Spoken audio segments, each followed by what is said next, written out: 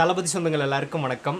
நம்ம தாவேக்கோடைய விசில் சத்தம் கேட்கும் போதெல்லாம் இந்த ஊப்பிகள், இந்த திமுக கட்சி சேர்ந்த நபர்களுக்கு, இந்த ஆமை தம்பிகளுக்கெல்லாம் பார்த்தோன்னா சங்கூதன மாதிரியே கேட்குதுன்னு நினைக்கிறேன். நம்மளோட லைஃப் பார்த்தோன்னா முடிச்சிட்டாங்க, நம்மளோட கட்சி பார்த்தோன்னா முடிஞ்சுது அப்படின்ற லெவலில் அவங்களுக்கு தாவேக்க ஓதுற விசில் சத்தம் பார்த்தோன்னா அவங்களுடைய கட்சிகளோட தோல்வியை காட்டுது. ப்ளஸ் அவங்களுக்கு சங்கூதன மாதிரியே தெரியுது. அதனால தான் பார்த்தோன்னா எங்கே பார்த்தாலும் விசில் விசில் அப்படின்னு கத்திக்கிட்டு திரிகிறாங்க. சரி, ஓகே. இப்போ இதை பற்றி பேசுகிறதுக்கு முன்னாடி நம்ம ஒரு முக்கியமான நபரை பற்றி பேச வேண்டியதாக இருக்குது. யார் அப்படின்னா நம்ம திருமாவளவன் அவர்கள். அண்ணன் என்ன பேசியிருக்காரு அப்படின்னா, ரீசெண்டாக பாஜக விஜய் அவர்களுக்கு ஒரு அழுத்தம் கொடுக்குது. அந்த அழுத்தத்தை எதிர்த்து விஜய் அவர்கள் கேள்வி கேட்க மாட்டேங்கிறாரு. மறைமுகமாகவோ நேரடியாகவோ கேள்வியே கேட்க மாட்டேங்கிறாரு. அதுக்கு காரணம் என்ன அப்படிங்கிறது விஜய் அவர்களே சொன்னால் நல்லாயிருக்கும் அப்படின்ற மாதிரி கேட்குறாரு. இது எல்லாத்தையும் தாண்டி பிஜேபி கொடுக்கக்கூடிய அழுத்தத்தின் காரணமாக இந்த மாதிரி நெருக்கடிகள் இருக்கிற இந்த சுச்சுவேஷனில் பிஜேபி கூட்டணிக்கு பார்த்தோன்னா விஜய் போயிட்டார் அப்படின்னா அவரோட அரசியல் வாழ்க்கை அப்படிங்கிறது அவ்வளோதான் முடிஞ்சுது அப்படின்ற மாதிரியான ஒரு விமர்சனத்தை வைக்கிறாரு. இதில் என்ன வேடிக்கையாக இருக்குது அப்படின்னா, கொள்கை எதிரி பிஜேபின்னு அறிவிச்சுட்டு தான் விஜய் அவர்கள் கட்சி ஆரம்பித்தார். அந்த கட்சி கூட விஜய் அவர்கள் எப்படி போவார் அப்படின்ற ஒரு கேள்வியை நம்ம முன்வைக்கிறோம். சரி, இப்போது மாற்று கட்சியில் பார்த்தோன்னா இருக்கிற திருமாவளவன் அவர்களே விஜய் அவர்களோட அரசியல் ஆதாயம் என்னவாகும் பிஜேபி கூட போனால் அப்படிங்கிறத பற்றி பேசுகிறார் அப்படின்னா, அப்போ அதை கொள்கை எதிராக எதிர்த்துட்டு அரசியலுக்குள்ளே வந்திருக்கிற விஜய் அவர்களுக்கு அது தெரியாமல் இருக்குமா? அதை பற்றி யோசிக்காமல் இருப்பாரா?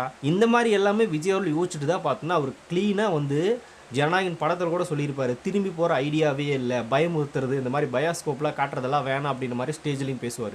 நீங்கள் என்ன பண்ணாலும் பார்த்தோன்னா நாங்கள் திரும்பி போகிற ஐடியாவெல்லாம் கிடையவே கிடையாது அப்படின்றத சொன்னார். அந்த ஒத்த டைலாக் படத்தில் அந்த ஒத்த டைலாக்காக தான் பார்த்தோன்னா இப்போது இந்த சென்சார் நிறுவனம் பேரில் பிஜேபி உள்ளே போந்து அந்த படத்தை ஸ்டாப் பண்ணி வச்சுருக்காங்க. விஜய் அவர்கள் எல்லா இடத்துலையுமே, அதாவது ஒரு புதுசாக ஒரு அரசியல் கட்சி ஆரம்பித்து அந்த அரசியல் கட்சியோட தலைவர் மோடி அவர்களை எதிர்த்து பேசுகிறதெல்லாம் சாதாரணமான விஷயம் கிடையாது. இதெல்லாம் பார்த்தோன்னா அரசியல் வரலாற்றுலேயே ஒரு மிகப்பெரிய இன்னும் வரலாறுன்னு தான் சொல்லணும். புதுசாக வந்தவர் அவர் பார்த்தோன்னா மோடியை எதிர்த்து பேசுகிறாரு, மோடி அங்கிள்னு கூப்பிட்றாரு. இங்கே திமுகவில் இருக்கிற நம்ம ஸ்டாலின் அவரில் ஸ்டாலின் அங்கிள் அப்படின்னு கூப்பிட்றாரு. இதுக்கெல்லாம் பார்த்தோன்னா மிகப்பெரிய தைரியம் வேணும். விஜய் அவர்களுக்கு பயமெல்லாம் கிடையாது. என்ன ரீசன் அப்படின்னா, இப்போது பிஜேபி சென்சார் போர்டு நிறுவனம் மூலமாக விஜய் அவர்களை பயமுறுத்துது தெரியுது. ஆனால் அதை நேரடியாக பண்ணாமல் மறைமுகமாக பண்ணுது. மறைமுகமாக பண்ணும்போது பிஜேபி தான் பண்ணுது அப்படின்ற ஒரு வார்த்தையை எப்படி பார்த்தோன்னா ஒரு கட்சியினுடைய தலைவர் முன்வைக்க முடியும்? அப்போ ஆப்போசிட்டில் எந்த கேள்வி வரும்? சென்சார் போர்டு தானே உங்களுக்கு அழுத்தம் கொடுக்குறாங்க, நீ பிஜேபின்னு சொல்கிறீங்க அப்படின்னு அதை ஒரு தப்பாக சித்தரித்து அதில் ஒரு அரசியல் பண்ணுவாங்க பிஜேபின்னு அவர்கள். இப்போவே நம்மளை மாதிரி நிறைய பேர் சோசியல் மீடியாஸில் பேசுகிறத பார்த்துட்டு சில செய்தியாளர்கள் ஹெச் ராஜாக்கிட்டையோ இல்லை மற்ற பிஜேபி நபர்கள்ட்ட கேட்கும்போது அவங்க என்ன சொல்கிறாங்க அப்படின்னா, சென்சார் நிறுவனம் அந்த வேலை பண்ணுறாங்க, அதுக்கும் பிஜேபிக்கு சம்மந்தம் நீங்கள் எப்படி சொல்கிறீங்க அப்படின்ற மாதிரியான ஒரு கேள்வி அவங்கள்ட்டே முன்வைக்கும் போது விஜய் அவர்கள் பிஜேபி தான் காரணம் அப்படின்ற ஒரு விஷயத்தை பார்த்தோன்னா எப்படி ஓப்பனாக முன்வைக்க முடியும்? அதுக்கு பிஜேபி ஓப்பனாக அடிக்கணும். இந்த மாதிரி பயந்துட்டு அடிச்சுட்டு இருக்கிறது அவங்க தான், மறைமுகமாக அடிச்சுட்டு இருக்குது அவங்க தான். அதனால் விஜயை பார்த்து பயந்து இவங்க தான் பார்த்தோன்னா மறைமுகமான வேலை பண்ணிகிட்டு இருக்காங்க. நேரடியாக போது அப்படின்னு நம்ம தான் கேட்க வேண்டியதாக இருக்குது. சென்ட்ரலில் இருக்கிற ஒரு கட்சி, தமிழ்நாட்டில் இருக்கிற ஒரு புதுசாக வந்திருக்கிற ஒரு கட்சியை பார்த்தோன்னா ஒரு படத்தை நிறுத்தி அவரை பயமுறுத்தி நம்ம இருந்து கூட்டலாம் இழுத்துடலாம் அப்படின்ற மாதிரியான மறைமுகமான வேலையை பண்ணிகிட்டு இருக்காங்க. அப்படின்னா இதில் விஜய் அவர்களுக்கு எங்கே அவங்கள பார்த்து பயம்? அவங்களுக்கு தான் விஜய் அவர்களை பார்த்து பயம் அப்படிங்கிறது நமக்கு கிளியராக தெரியுது. அதை அப்படி தான் நம்ம எடுத்துக்கணும். இவங்க பாயிண்ட் ஆஃப் வியூ எடுத்துக்கிறாங்க. விஜய்க்கு பார்த்தோன்னா பிஜேபினா பயம், கூட்டணி போய் சேர்ந்து அரசியல் கட்சியை பார்த்தோன்னா க்ளோஸ் அப்படின்றாங்க. யார் சொல்கிறாங்க அப்படின்னா, 10 வருஷத்துக்கு முன்னாடி பிஜேபி கூட கூட்டணி வச்ச விசிகா சொல்லுது. அண்ணன் திருமாவளவன் சொல்கிறாரு, அவரே பார்த்தோன்னா பிஜேபி கூட கூட்டணி போனவர். இவர் எப்படி பார்த்தோன்னா இப்போ விஜய் அவர்கள் கூட்டணிக்கு போயிடுவார் அப்படின்றத பற்றி பேசுகிறாரு. போன நபர் நீங்கள், போகாத ஒரு நபர் பார்த்தோன்னா போயிடுவாரோ அப்படின்னு எதுக்கு பேசுகிறீங்க? ஒன்று விஜய் அவர் போயிருக்கணும், இப்போ சேர்ந்துருக்கணும், இல்லை பிஜேபி ஆதரித்து சில விஷயங்களை பேசியிருக்கணும். பிஜேபி பார்த்தோன்னா எங்களுக்கு பிஜேபின்ற கட்சி எங்களுக்கு எதிரியே கிடையாதுன்றதாவது அவர் சொல்லியிருக்கணும். எதுவுமே இல்லை. பிஜேபியை முழுக்க எதிர்க்கக்கூடிய விஜய் அவர்கள் எப்படி பார்த்தோன்னா பிஜேபியில் கூட்டணி வைப்பார் அப்படின்றத பற்றி பிஜேபி கூட கூட்டணி வச்சு நீங்கள் பேசுகிறீங்க அப்படின்னு தான் நம்மளோட கேள்வி. கேட்ட உடனே பார்த்தோன்னா அந்த அரசியல் சூழல் அந்த நேரத்தில் நாங்கள் இதை பண்ணோம் அப்படின்னு அவங்க சொல்லுவாங்க. அதாவது எந்த அரசியல் சூழலாக இருந்தாலும் எந்த சுச்சுவேஷனாக இருந்தாலும் இந்த மாதிரியான கட்சி கூட கூட்டணி வைக்கிறதே பார்த்தோன்னா மகா கேவலம். உங்களோட கட்சியினோட நிலைப்பாடு என்ன? அம்பேத்கருக்கும் பிஜேபிக்கு என்ன சம்மந்தன்றது 10 வருஷத்துக்கு முன்னாடி உங்களுக்கு தெரியாதா? அம்பேத்கர் ஏற்றுக்கக்கூடிய கட்சியாக பாஜக இருக்கா? எல்லாமே பார்த்தோன்னா மதவாத அரசியல் பண்ணக்கூடிய ஒரு கட்சி. அப்போ இவங்களுக்கு தெரியலையாமா அரசியல் சூழலை வச்சாங்காமா? அப்போ நீங்கள் பார்த்தோன்னா தலித் மக்களுக்கு துரோகம் பண்ணியிருக்கீங்க அப்படின்னு தான் நம்ம இந்த இடத்துல கேட்க தோணுது. அப்படிப்பட்ட ஒரு கட்சி கூட கூட்டணி வச்சு இவங்க விஜய் அவர்கள் கூட்டணிக்கு போயிட்டாருன்னா போவே இல்லை, அதை பற்றி எந்த முடிவும் எடுக்கவும் இல்லை, எதுவுமே கிடையாது. போயிட்டார் அப்படின்னா அரசியல் அஸ்தமனம் ஆயிரும் அப்படின்ற மாதிரி பேசுகிறாரு அண்ணன் திருமாவளவன். இதுதான் இருக்கிறதுலே வேடிக்கையாக இருக்குது. கொள்கை எதிரி பிஜேபி, சிஏஏ எதிர்ப்பு, இந்த மாதிரி பிஜேபி கொண்டு வர பல விஷயங்களை எதிர்க்குது. பிஜேபி கொள்கை எதிரினே சொல்லியாச்சு. திமுகவது அரசியல் எதிரி, பிஜேபி கொள்கை எதிரி. அரசியல் எதிரி கூட பார்த்தோன்னா ஒரு சில சமயத்தில் நம்ம ஏற்றுக்கலாம், ஆனால் கொள்கை எதிரி எப்போ ஏற்றுக்கவே முடியாது. கொள்கைக்கு நேர் முரண்பாடு. அப்படிப்பட்ட ஒரு கட்சியோட விஜய் அவர் போயிட்டார் அப்படின்னா அவரோட அரசியல் அஸ்தமனம். இது பார்த்தோம்னா கேட்குறக்கே சிரிப்பாக இருக்குது. இதை நீங்களே யோசிக்கும் போது கட்சி ஆரம்பிச்சு விஜய்க்கு தெரியாதா? அவர் அதை பற்றியெல்லாம் யோசிக்காமல் இருப்பாரா? இந்த மாதிரி பல நெருக்கடிகள் வந்தாலும் என்ன பண்ணாலும் நான் இப்படி தான் நிற்பேன். நீங்கள் கூட்டணிக்கு வாங்க வராமல் போங்க, அதை பற்றியெல்லாம் எனக்கு கவலையே இல்லை. நான் இப்படி தான் நிற்பேன், சோலோவாக நிற்பேன். கூட்டணி வந்தால் கூட்டணி கட்சிகளோட ஜெயிப்பேன், இல்லை அப்படின்னா தனியாக நின்று ஜெயிப்பேன், இல்லை அப்படின்னா ஒரு ஓட் பேங்கை ப்ரூவ் பண்ணுவேன், இல்லை அப்படின்னா அங்கீகரிக்கப்பட்ட கட்சியாக மாறுவேன். இந்த மாதிரியான ஒரு சூழலில் தான் விஜய் இருக்காரே தவிர இவங்க சொல்கிற மாதிரி அங்கெல்லாம் ஒன்றும் இல்லை. ஜனநாயகன் படத்துக்கு பார்த்தோன்னா பயந்துட்டு போய் அங்கே கூட்டணி சேர்ந்துருவாருன்னு பேசுகிறதுல கிரிஞ்சாக இருக்குது. அப்படி அந்த படத்துக்காக அவர் போய் சேரணும் அப்படின்னா அந்த படத்துக்கு ஒரு 500 கோடி ரூபா பிஸ்னஸ் பண்ணியிருக்காங்களா? தளபதி முடிஞ்சால் பார்த்தோன்னா அந்த 500 கோடி தூக்கி தயாரிப்பாளருக்கு கொடுத்துருவார். படம் வரும்போது பார்த்துக்கலாம், நீங்கள் இந்த வச்சுங்க அப்படின்னு சொல்லி பார்த்தோன்னா அவர் கொடுக்குற கூட வாய்ப்பு இருக்குது. பணம் சம்பாதிக்கிற நோக்கமோ இல்லை தன்னை பார்த்தோன்னா தற்காத்துக்காக சில விஷயங்களோட விஜய் அவர்கள் அரசியல் உள்ளே வந்திருந்தார் அப்படின்னா நீங்கள் சொல்கிறதெல்லாம் நடக்கும். அவர் மக்களுக்கு நல்லது செய்யணும் தான் வந்திருக்காரே தவிர அவரோட வேறு எந்த ஒரு நிலைப்பாடும் கிடையாது. அப்படி இருக்கிறப்போ அவருக்கு பணமும் சாதாரணமான விஷயம்தான். மற்ற எந்த ஒரு இதுவுமே நமக்கு தேவையே இல்லை. நான் நிற்கிறது மக்கள் பக்கம் அப்படிங்கும்போது அவர் இந்த பக்கம் நான் போகிறதுக்கு பதிலாக 500 கோடி எடுத்து ஜனநாயகம் திரைப்படத்தோட தயாரிப்பாளருக்கு கொடுத்துட்டு பார்த்தோன்னா நான் வந்து என்னோட வேலையை பார்த்துட்டு போயிட்டே இருப்பேன் அப்படின்ற மாதிரி தான் அவர் ட்ரை பண்ணுவார். உடனே பார்த்தோன்னா சிபிஐ விசாரணை அப்படின்னு நினைப்பாங்க. அப்போ சிபிஐ விசாரணையில் பார்த்தோன்னா தமிழ்நாட்டில் கூட ஒரு கேஸ் ஃபைல் பண்ணல, சிபிஐ கூட இன்னமும் ஒரு ஃபைல் பண்ணல கேஸு. இவங்க ஒரு விஷயம் கிடைச்சாலே போகுது, அது வந்து விஜய் போய் அதுக்குள்ளே மாட்டிக்கிட்டாரு, அதுக்குள்ளே சிக்கிட்டாரு அப்படின்னாங்க. தமிழ்நாட்டிலேருந்து விசாரிக்க போகும்போது நீங்கள் தானே பார்த்தோன்னா சிபிஐ கிட்ட போய் எஸ்கே பார்க்குறாரு விஜய் அப்படின்னீங்க. இப்போ சிபிஐ கிட்ட விஜய் விசாரணைக்கு போனோன்னே பார்த்தோன்னா விஜய் சிபிஐ ஆப்படிக்க போகுது அப்படின்னு பேசுகிறீங்க. என்ன நீங்கள் சிபிஐக்கு ஆதரவாக எதிர்ப்பா, தமிழ்நாடு போலீஸ்க்கு ஆதரவாக எதிர்ப்பா, தமிழ்நாடு அரசுக்கு ஆதரவாக எதிர்ப்பா, திமுகவுக்கு ஆதரவாக எதிர்ப்பா? என்னையாது உங்களோட நிலைப்பாடு என்னன்றதே புரிஞ்சிக்க முடியல. நீங்கள் தான் பார்த்தோன்னா நிமிஷத்துக்கு நிமிஷம் ஒவ்வொரு மாதிரியான செய்திகளை போஸ்ட் பண்ணுறீங்க, ஒவ்வொரு மாதிரி விஷயங்களை பேசுகிறீங்களே தவிர அவர் சரியான நிலைப்பாட்டில் தான் போயிட்டுருக்காரு. இப்போ வரைக்கும் சமரசம் எங்கேயுமே கிடையாது. அதுதான் தளபதியோட நிலைப்பாடு. சாட்சியின் அடிப்படையில் விசாரிக்க கூப்பிட்டாங்க, அதுக்கே பார்த்தோன்னா இந்த அளவுக்கு அதிர். நீ குற்றப்பத்திரிகையில் வேறு பேர் தாக்கல் செய்ய போகிறாங்க அப்படின்னு ஒரு ரூமரை கிளப்புனாங்க. அதுக்கு பார்த்தோன்னா அண்ணன் நிர்மல்குமார் அவர்கள் ஒரு ரிப்ளை கொடுத்துருந்தாரு. எல்லாமே பார்த்தோன்னா ஃபேக் நியூஸை கிளப்பிட்டு எல்லாமே ஃபேக்காக பேசுறது. சோசியல் மீடியா ஓப்பன் பண்ணாலே பார்த்தோன்னா ஃபேக்கான நரேட்டிவ் தான். இது நைட்டிவான விஷயங்கள் தான் விஜய் பற்றி. விசில் அப்படின்னு ஒரு சின்னத்தை தேர்தல் ஆணையம் கொடுத்தாங்க. தேர்தல் ஆணையம் கொடுத்து பார்த்தோன்னா விஜய் அரசியலுக்கு போய் சேர்றக்குள்ள திமுக அந்த நாம் தமிழர் கட்சிக்காரங்க எல்லாம் சேர்ந்து பார்த்தோன்னா ப்ரொமோட் பண்ணிட்டாங்க. நிறைய பேர் நாம் தமிழர் கட்சிக்காரங்க இந்த திமுகலாம் எடுத்து பேசிட்டு இருக்கும்போது கூட தெரியாத நபர்கள் என்ன அது விசில் திடீர்னு பேசிட்டு என்னாச்சு, தாவேக்காக்கு விசில் சின்னம் கொடுத்துருக்காங்களாமா, அப்படியா விசில் சின்னம் கொடுத்துட்டாங்களா அப்படின்னு திமுகபிகள் சொல்லி தான் பார்த்தோன்னா மற்றவங்களுக்கு தெரிய லெவலில் ப்ரொமோட் பண்ணிக்கிட்டு இருக்காங்க இவங்க. இது தெரியாமல் நீங்கள் என்னதான் விசில் சத்தத்தை பார்த்தோன்னா என்ன மாதிரியான கன்வெர்ட் பண்ணாலும் அது எங்களுக்கு சாதகமாக நிறைய பேர்கிட்ட போய் சேர்ந்த ஒரு சின்னமாக அமைஞ்சிருச்சு. உங்களுக்கு அந்த விசில் சத்தம் சங்கூதரம் மாதிரியே கேட்குதுன்றதுனால தான் நீங்கள் கதறிட்டு இருக்கீங்க. இதுலேயும் இந்த ஒரு படி மேலே போய் இவங்க என்ன பண்ணுறாங்க அப்படின்னா விசில் சத்தம் கேட்டோன்னா நான் வந்து குப்பை வண்டி தூக்கிட்டு வந்துட்டேன், விசில் சத்தத்தை பார்த்தோன்னா குப்பை அல்றவங்க தான் வந்துட்டு வரவங்க, நான் குப்பை தூக்கிட்டு வந்துட்டேன் அப்படின்னு மாதிரியான குப்பை புத்தியிலே போகுது இவங்களுக்கு.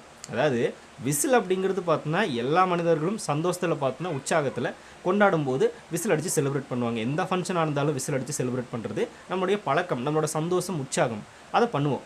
சரி, அதெல்லாத்தையும் தாண்டி இப்போ ஸ்கூலில் எடுத்துக்கங்களேன், இந்த பிடி சார்லாம் இருப்பார்ல, அவரெலாம் பார்த்தோன்னா வந்து அங்கே இருக்கிற குழந்தைங்களாம் பார்த்தோன்னா சீர்படுத்துறதுக்கு இல்லை திருத்தறதுக்கு இந்த மாதிரியான சில விஷயங்களுக்கு பார்த்தோன்னா விசில் ஊதி பார்த்தோன்னா அந்த குழந்தைங்கள ஒரு நிலைப்படுத்துவார்.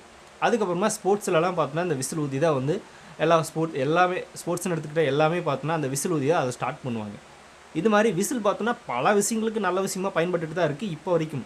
ஆனால் அதெல்லாம் இவங்க கண்ணுக்கு தெரியாது. குப்பை அள்ளுறதுல தான் போய் நிற்பானுங்க. ஏன்னா அந்த விசில் பார்த்தோன்னா குப்பை அள்ளுறதுல போய் நிற்கிது அப்படின்னு மாதிரி விஜயை கன்வெர்ட் பண்ண ட்ரை பண்ணாங்க. இந்த குப்பை பசங்க இதை தான் ட்ரை பண்ணுவாங்களே தவிர நல்ல விஷயத்தை யோசிக்கவே மாட்டாங்க. அதுக்காக இந்த குப்பை அள்ளுறவங்க விசில் அடிக்கிறது பார்த்தோன்னா நான் தப்புன்னு சொல்ல வரல. அதுலேயும் மிக முக்கியமான பாசிட்டிவ் என்ன அப்படின்னா, நீ குப்பை போடுறவன், அவங்க குப்பை எடுத்துகிட்டு போய் பார்த்தோன்னா க்ளீன் பண்ணி அந்த நாட்டையை பார்த்தோன்னா சுத்தப்படுத்துகிறவங்க, ஒரு இடத்துல எல்லா குப்பையும் கொண்டு போய் கொட்டி பார்த்தோன்னா அதை கொளுத்தி தீ வைக்கிறவங்க. இந்த குப்பை அள்ளுறதுக்காக விசில் அடிக்கிறாரு விஜய் சின்னம் அப்படின்னு பேசின நபர்கள் எல்லாமே உங்கள் குப்பைகளை அள்ளிட்டு போய் மொத்தமாக பார்த்தோன்னா அந்த அரசியல் அழுக்கு அப்படின்ற குப்பையை அள்ளிட்டு போய் அங்கே தீ வச்சு கொளுத்து போகிறது இந்த விசில் சத்தம் தான். அதை தெரியாமல் பார்த்தோன்னா குப்பையெல்லாம் வந்துட்டாங்க, நாங்கள் விசில் அடித்தது குப்பையெல்லாம் வந்துட்டாங்கன்னு நினச்சிட்டு குப்பை தூக்கிட்டு போயிட்டோம் அப்படின்றாங்க. தூக்கிட்டு போய் நீயே கொட்டு, ஏன் அவங்ககிட்டயே கொடுக்குற, நீ கொட்ட மாட்டேன். அப்போ கூட பார்த்தோன்னா க்ளீன் பண்ணுறதுக்கு அவங்கள தான் வரணும். அதனால் அவங்க எப்படி பார்த்தோன்னா எல்லா வீட்டு குப்பையிலும் கொண்டு போய் ஒரு இடத்துல பார்த்தோன்னா வச்சு நாட்டையும் சரி அந்த ஊரையும் சரி அந்த வீதியும் சரி ஒரு நாட்டை ஒரு ரோட்டை எந்த அளவுக்கு சுத்தமாக வச்சுக்கிறாங்களோ அந்த மாதிரி தூய்மை பணியாளர்கள் வாயில் இருக்கிற விசிலும் பார்த்தோன்னா ஒரு நல்ல விதமாக தான் பயன்படுது. அந்த குப்பைகளை கொளுத்துற மாதிரி அவங்க அந்த குப்பைகளை கொளுத்துற மாதிரி நாங்கள் உங்கள் குப்பை அப்படின்னு சுற்றிட்டு இருக்கிற அந்த திமுக பண்ணுற சில அட்ராசிட்டி இவங்க இந்த குப்பைகளெல்லாம் எடுத்துகிட்டு போய் கொளுத்த போகிறோம். அதுக்கு தான் பார்த்தோன்னா விசில் சத்தம்னு வச்சுக்கோங்க. இது கரெக்டாக இருக்கும். இந்த குப்பை போடுறதுலே தான் போகும். குப்பை அள்ளுறதுல இவங்களுக்கு வராது. குப்பை போடுறதுல தான் வரும். அப்போ கூட நீங்கள் குப்பை போடுற லிஸ்ட்டில் தான் இருக்கிறீங்களே தவிர நாங்கள் குப்பை அள்ளுற லிஸ்ட்டில் தான் இருக்கோம். நாங்கள் சுத்தப்படுத்தக்கூடிய லிஸ்ட்டில் தான் இருக்கோம். நீங்கள் குப்பை போடுற லிஸ்ட்டில் தான் இருக்கீங்க. அதனால் பார்த்தோன்னா இதுவே எங்களுக்கு ஓகே தான், ஒன்றும் பிரச்சனை இல்லை. இது புரியாமல் இந்த கும்பல் பார்த்தோன்னா ஒரு மாதிரி கத்திக்கிட்டு அதான் நான் முன்னாடியே சொன்ன மாதிரி விசில் சத்தம் தாவேக்கு உதவ விசில் சத்தம் எங்களுக்கு சங்கு சத்தம் மாதிரி கேட்குது. சங்கு ஊத போகிறது 2026 அந்த விசில் தான் இவங்களுக்கு. அதனால் பார்த்தோன்னா ஒரு பயம், ஒரு பதட்டம். அதை எப்படி சொல்கிறதுன்னு வெளிப்படையாக சொல்ல முடியாமல் பார்த்தோன்னா இந்த மாதிரியான சில விஷயங்களை பண்ணிகிட்டு இருக்காங்க. இது எல்லாத்தையும் தாண்டி தாவேக்கா தொண்டர்கள் அங்கங்கே விசில் அடித்து பார்த்தோன்னா பொதுமக்களுக்கு இடையூறு பண்ணுறாங்க அப்படின்னு. ஓதுறதே பொதுமக்கள் தாண்டா. தாவேக்கா சேர்ந்த நபர்கள் பொதுமக்களுக்கு அங்கங்கே விசில் சின்னங்களை கொடுத்துக்கிட்டு இருக்காங்க. அதை வாங்கி பார்த்தோன்னா பொதுமக்கள் தான் ஒதுக்கிட்டு இருக்காங்க, குழந்தைகள் தான் ஒதுக்கிட்டு இருக்காங்க. யாருமே கம்ப்ளைண்ட் பண்ணல. நீங்கள் வேணால் பாருங்களேன், பொதுமக்களுக்கு இடையூறு பண்ணுறாங்க அப்படின்ற வரைக்கும் எந்த ஒரு பொதுமக்களாவது கம்ப்ளைண்ட் பண்ணியோ இல்லை பேட்டி கொடுத்தோ எங்கேயாவது பார்த்துருப்பீங்களான்னா பார்க்க முடியாது. இந்த ஊப்பிகள் கொடுத்துருப்பாங்க, இந்த நாம் டம்மி கட்சி சேர்ந்த தம்பிகள் கொடுத்துருப்பாங்க, அங்கங்கே நின்று இந்த கட்சி சேர்ந்த நபர்கள் தான் கொடுத்துருப்பாங்களே தவிர பொதுமக்கள் அவங்க கிடக்கிற அப்படின்னு மாதிரி அவங்க விசில் ஊதிட்டு தான் இருக்காங்க. அவங்க எல்லாருமே பார்த்தோன்னா அந்த விசில் ஏற்றுக்கிட்டு வாங்கி ஊதிக்கிட்டு தான் இருக்காங்களே தவிர யாரும் பார்த்தோன்னா கம்ப்ளைண்ட் பண்ணல. அது இவங்க சொல்லக்கூடிய ஒரு நரேட்டிவ், செட் பண்ணக்கூடிய ஒரு நரேட்டிவ், அவ்வளோதான், வேறு எதுவும் கிடையாது. சரி, ஓகே. இப்போது எங்களுக்கு விசில் சின்னம் கிடச்சிருச்சு. ஈஸியாக பார்த்தோன்னா ஒரு 5 ரூபாய்க்கு விசில் கடையில் வாங்கி இதான விசில் சின்னம் அப்படின்னு நாங்கள் கொடுத்து ஓட்டு கேட்போம். இந்த ஊப்பிகள் எதை கொடுப்பீங்க? கிழக்கால உதவி சூரியனை பார்த்தோன்னா அப்படியே பிடிங்கிட்டு வந்து இது அங்கே சின்னம் பார்த்தோன்னா எங்களுக்கு ஓட்டு போடுங்கன்னு கேட்க போகிறீங்களா? அதுக்கப்புறமா இந்த பக்கம் இந்த நாம் தமிழர் கட்சி அவங்களோட சின்னம் எது தெரியுமில்ல? விவசாய சின்னம். அப்போல்லாம் ஒன்றும் இல்லை, சீமான் தான் சின்னம். சீமான் அன்னையே பார்த்தோன்னா எல்லாருமே தொழில் தூக்கிட்டு போய் இதை இவர் தாங்க எங்கள் சின்ன இவருக்கு ஓட்டு போட்டிருக்கு அப்படின்னு அவரை பார்த்தோன்னா ஒரு சின்னம்னு காட்டி ஓட்டு வாங்க போகிறீங்களா? என்ன பண்ண போகிறீங்க? ஒன்றும் பண்ண முடியாது.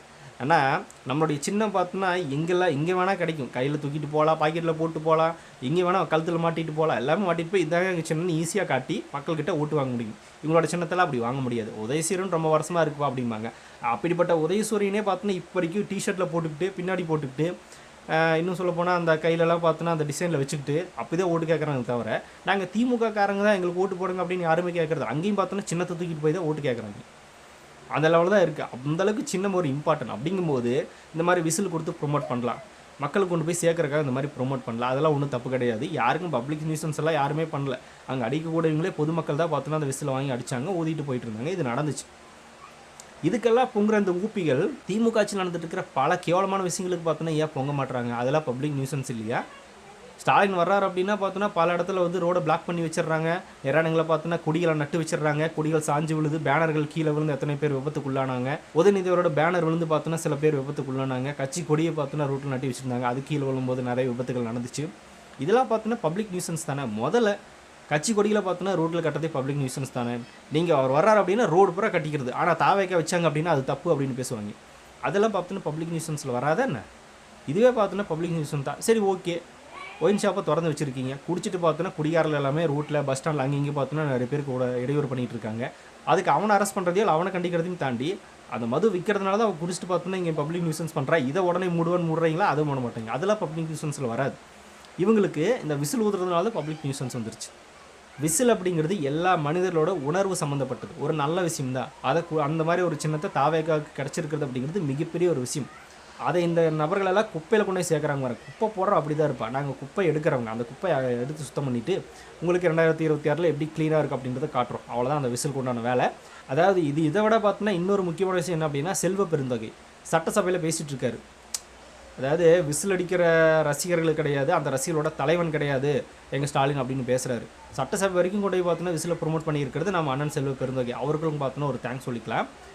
திமுக ஆட்சி மேலே என்னை கொடியேற்றவே வரமாட்டுறாங்க, என்னை வந்து ஒதுக்கி வைக்கிறாங்க அப்படின்னு பேசுனது யார் அப்படின்னா அந்த செல்வ பெருந்தொகை. அப்போது ஸ்டாலின் அவர்கள் பார்த்தோன்னா உங்களுக்கு பெரிய தலைவராக தெரியல, இப்போ தான் பார்த்தோன்னா பெரிய தலைவராக தெரிஞ்சிட்டாரு. உங்களோட கூட்டணி கட்சியில் இருக்கிற அந்த கட்சியை உங்களை பார்த்தோன்னா அசிங்கப்படுத்தி அவமானப்படுத்தி கேவலப்படுத்தியிருக்காங்க. அப்போ பொங்குன நீங்கள் இப்போ பார்த்தோன்னா இங்கே வந்து ஸ்டாலின் அவர்களுக்கு முட்டு கொடுக்குறீங்க. இதான் உங்களோட அரசியல், வேறு எதாவது இருக்க போகுது.